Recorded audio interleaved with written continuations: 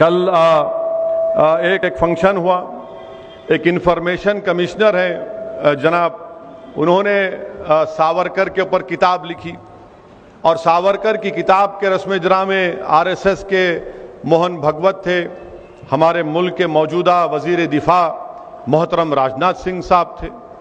तो दोनों की तकरीर हुई। उसमें वजीर दिफा ने यह कहा कि सावरकर ने जो अंग्रेज़ों को माफ़ीनामे के ख़त लिखे थे वो महात्मा गांधी के बोलने पे लिखे थे। आप उलमाए कराम यहाँ पर मौजूद हैं, अल्लामा फजल खैराबादी रहमतुल्लाह अलैह हो या मौलाना हुसैन अहमद मदनी रहमतुल्लाह अलैह हो, ये माल्टा की जेल में थे, वो अंडमान की जेल में थे। कोई भी एक खत इनका नहीं बता सकता कि उन्होंने अंग्रेजों से माफी की भीख मांगी। कोई नहीं बता सकता, कोई नहीं बता सकता। अब ये जो मोहतरम है सावरकर, ये जेल में गए 1911 को। कब गए जेल में? जुलाई 4, 1911 को गए। ये जरूरी है बोलना क्योंकि रिकॉर्ड हो गया तो दिखाते टीवी वाले, इन्हें एक और भड़काऊ भाषण गुलगोर में दे गए बोल के। तो जुलाई 4, 1911 को उन्होंने जेल में डाले सावरकर को। अब राजनाथ सिंह ये बोल रहे कि महात्मा गांधी खुद उनको ये बोले कि आप अंग्रेजों को एक खत लिखो, मर्सी पिटीशन लिखो, माफीनामा लिखो।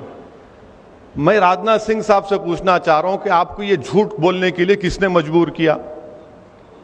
4 जुलाई 1911 को जब सावरकर को अंग्रेज गिरफ्तार करके काला पानी अंडमान में रखे, गांधी भारत में नहीं थे, साउथ अफ्रीका में थे राजनाथ सिंह साहब।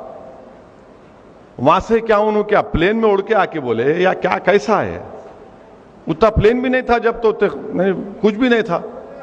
अब इन्होंने लंबी छोड़ दी है।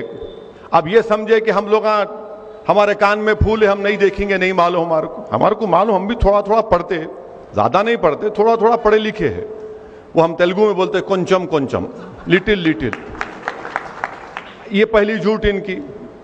अब दूसरी बात यह है कि वो हो गया। फिर उसके बाद उन्होंने एक और माफीनामा लिखे नवंबर 14 को 1913 को,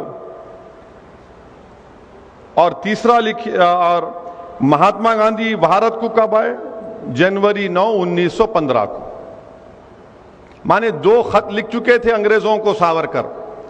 अगर वो अंग्रेजी का खत आपके सामने पढ़ूंगा, उसका तर्जुमा करूंगा, तो ये जितने संघ परिवार के लोग हैं आग बिगोला हो जाएंगे। इतनी तारीफ कर रहे अंग्रेजों की, आप ऐसे हैं, आप दरिया दिल हैं, मेरे को माफ कर दो। अरे ये बात बोलते ही नहीं है। हां, यकीनन गांधी का खत है, गांधी ने खत लिखा था, गांधी ने खत का जवाब लिखा था।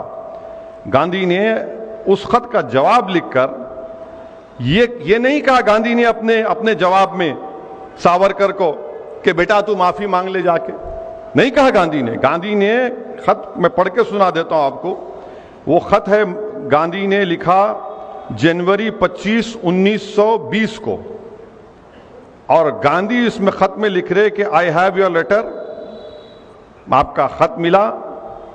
It is difficult to advise you, बड़ी मुश्किल है आपको नसीहत का, आपको एडवाइस करना। मैं आपको I suggest however you are framing a brief petition setting forth the facts of the case, bringing out in clear relief the fact that the offense committed by your brother was purely political. Gandhi उनको ये मशवरा दे रहे कि आप एक petition अंग्रेजों को लिखो और जो जुर्म आपके भाई से हुआ ये बोलो कि वो सियासी जुर्म था। I suggest this in order that it would be possible to concentrate public attention on the case. Meanwhile, अने गांधी कहां बोल रहे इसमें कि माफी मांगो? गांधी तो ये बोलते थे कि अहिंसा का सबसे बड़ा रास्ता जेल को जाना है, जेल को जाना है। और मौसूफ को काला पानी में सावरकर को जेल में डाले, 8 महीने के अंदर ही खत लिख दिया उन्होंने पहला। अब राजनाथ सिंह बोलते कि हमारे वजीर दिफा है कि गांधी ने उनसे कहा था। गांधी ने कहा? गांधी तो जनवरी 25, 1920 को खत लिखे, उससे पहले तो मौसूफ 2 खत लिख चुके थे। तो अब ये बीजेपी का मकसद क्या है कि सावरकर के बारे में बड़ा अच्छा, तारीख में यह भी आया, मैं एक सियासत का तालिब इल्म हूं, 1990 तक बीजेपी सावरकर का नाम ही नहीं लेती थी, हिंदुत्व का नाम भी नहीं लेती थी। यह आडवाणी ने शुरू किया हिंदुत्व और सावरकर 1990 में, उसके बाद से सब शुरू हो गए। अच्छा, सावरकर की तारीख क्या है? सावरकर की तारीख यह है कि सावरकर ने, मैं आपको बता रहा हूं कि सावरकर ने, अब ये हम बीजेपी वालों पे छोड़ देते, आप झूठ है सच है बोलो।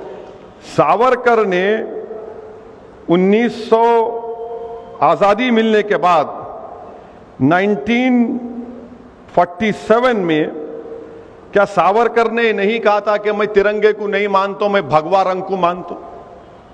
कहा था सावरकर ने यह बात। तीसरी बात, सावरकर ने यह भी कहा था कि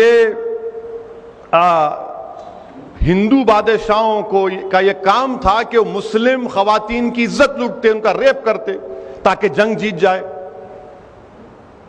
चौथी बात, सावरकर ने यह कहा था कि जब नेताजी सुभाष चंद्र बोस अंग्रेजों से गुलामी को खत्म कराने के लिए भारत के लोगों से बोल रहे थे कि आओ मेरी इंडियन नेशनल आर्मी में आओ, तो सावरकर लोगों को बोल रहे थे नहीं तुम अंग्रेजों की फौज में जाओ। छठी बात, सावरकर ये तारीख में है, ये मैं को अपने दिल से नहीं, उससे नहीं बना रहा हूं मैं। 1939 में कांग्रेस और तमाम मुजाहिदीन आजादी ने फैसला लिया कि हम तमाम अपने अपने विजारत के ओहदों से इस्तीफा देते, तो सावरकर लिंगिंग तो वायसराय के पास जाके बोले नहीं हम नहीं देते, हम आपके साथ हैं, हम आपके साथ हैं। 19 सब अच्छा, ये बार बार बोलते हैं मुसलमानों को 2 नेशन थ्योरी। अरे 2 नेशन थ्योरी की सबसे पहले बात करने वाला 1937 में सावरकर थे। सावरकर ने कहा कि हिंदू नेशन है और मुसलमान एक कम्युनिटी है। आप बोले, हम नहीं बोले ना, हमको सावरकर से मतलब है ना जिना से मतलब था, हमारे को ना रहेगा कभी। और आपको मालूम कि हिंदू महासभा और मुस्लिम लीग मिलकर इख्तिदार में थे उस जमाने में, माने दोनों, हिंदू महासभा और मुस्लिम लीग मिलकर इख्तिदार में थे। और आखिरी बात, सावरकर महात्मा गांधी के कत्ल में मुलव्विस थे। कौन बोले बात? ये महात्मा गांधी के जो कत्ल का मुकदमा चला उसमें सावरकर एक्यूज थे। कोर्ट ने उनको कहा कि इनका जो पीए था सावरकर का, बाज्ये नाम था, वो जो एविडेंस दिया उसको कानून में क्या है कि कोरॉबोरेट करना, मैंने सिर्फ मेरे बोलने पे नहीं बल्कि इलियास सेठ भी बोलना, वो नहीं कर सका। मगर जस्टिस कपूर जो सुप्रीम कोर्ट के चीफ जस्टिस थे, कमीशन ऑफ इंक्वायरी बनाया गया, उन्होंने अपनी रिपोर्ट में कहा कि सावरकर के घर में गांधी के कत्ल की साजिश हुई। आप इनको अपना हीरो मनाते, आप इनको, अच्छा ये भी छोड़ो, आप ये भी अगर झूठ रहा तो क्या सरदार पटेल ने नहीं लिखा कि हिंदू महासभा की एक फाइनेंशियल ऑर्गेनाइजेशन सावरकर के मातहत थी जिसने गांधी को कत्ल किया? ये सब चीजें हैं और ये आप कर रहे हैं। जब मैं 2004 में पार्लियामेंट को, हैदराबाद की आवाम का लाख शुक्रिया, मुझे मुंतखब करके अल्लाह ने भिजाया। 2004 में पार्लियामेंट के सेंट्रल हॉल में मैं गया तो जैसा मैं सब बैठे हुए सेंट्रल हॉल, यहां पर गांधी की फोटो है और उसके राइट ऑपोजिट सावरकर की फोटो है। आप बताइए कि जिसके कत्ल का मुकदमा उस पर चला, कोर्ट ने बरी किया उनको, मगर इंक्वायरी कमीशन में उनको साबित हुआ कि वो मुलविस थे। यानी गांधी की फोटो एक तरफ, सावरकर की फोटो एक तरफ। तो ये क्या हो रहा है हमारे मुल्क में? फिर खुद वजीर दिफा इस तरह की अगर बात करेंगे, और फिर मोहन भगवत आरएसएस के सरसंघचालक बोल रहे नहीं सावरकर उर्दू बड़ी अच्छी बोलते थे, गजल लिखते थे, उन्हें मुस्लिम दोस्त थे। कहते गजल लिखे तो मुस्लिम दोस्त हो जाते। आज मीडिया वाले में से पूछे, मिला तुम्हारे इनको तारीख नहीं मालूम, महात्मा गांधी के कत्ल का जो एफआईआर था वो एफआईआर भी उर्दू में लिखा गया था। एफआईआर भी उर्दू में लिखा गया था कि मुल्जिम 1, मुल्जिम 2, दफा 302। सावरकर ने उर्दू से नफरत का इजहार किया था, वो भी रिटर्न है। ये लोग ये समझते कि कोई जानता नहीं है, अपनी लंबी लंबी झूठ छोड़ के निकल जाओ, कोई पकड़ेगा नहीं। अरे तो हम जानते ना, थोड़ा बहुत पढ़े, हम भी उलेमाओं की सोबत में उनके पैरों के पास बैठकर हम भी सीखे, हम भी जानते हैं। तो आज इनको आप बना रहे हैं कि उन्हें बड़े वो थे। अरे कहां थे भाई, गांधी के कत्ल में ये थे। सावरकर ने यह भी लिखा कि हिटलर ने जो जर्मनी में यहूदियों को खत्म किया वो सही था, क्योंकि यहूदी जर्मनी से अंदर नहीं मिल सके, एसिमिलेट नहीं हो सके। अरे फैसिज्म की तायीद करते थे और हमको सिखा रहे हैं। और सबसे बड़ी बात याद रखिए, बीजेपी और संघ परिवार, जो कांग्रेस के लोग भी आज सावरकर की तायीद करते हैं। खुल के बोलो नहीं मानते उसको। सावरकर ने अपनी किताब हिंदुत्वा लिखी। हिंदुत्वा में सावरकर ने लिखा कि मुसलमान इस मुल्क से मोहब्बत नहीं कर सकते, क्योंकि ये इनके बाबा की जमीन नहीं है, ना इनके लिए ये एक मुबारक सरजमीन है। अंग्रेजी का लफ्ज था कि ना ये फादरलैंड है ना ये होली लैंड। इनका तो होली लैंड मक्का और मदीना में। अरे मक्का मदीना को नहीं पूछते, मक्का मदीना को हम खुदा नहीं मानते, हम जमीन और आसमान के खालिक को खुदा मानते। यह हकीकत है। मगर ये इनकी किताब में लिखा हुआ हिंदुत्वा, इनकी किताब है, पढ़ने अगर पढ़ने का मौका मिला तो पढ़िए आप। बाज़ाब्ता बोल रहे वो, और ये बोल रहे कि मुसलमानों को यहां पर सर्विट्यूड में रहना पड़ेगा।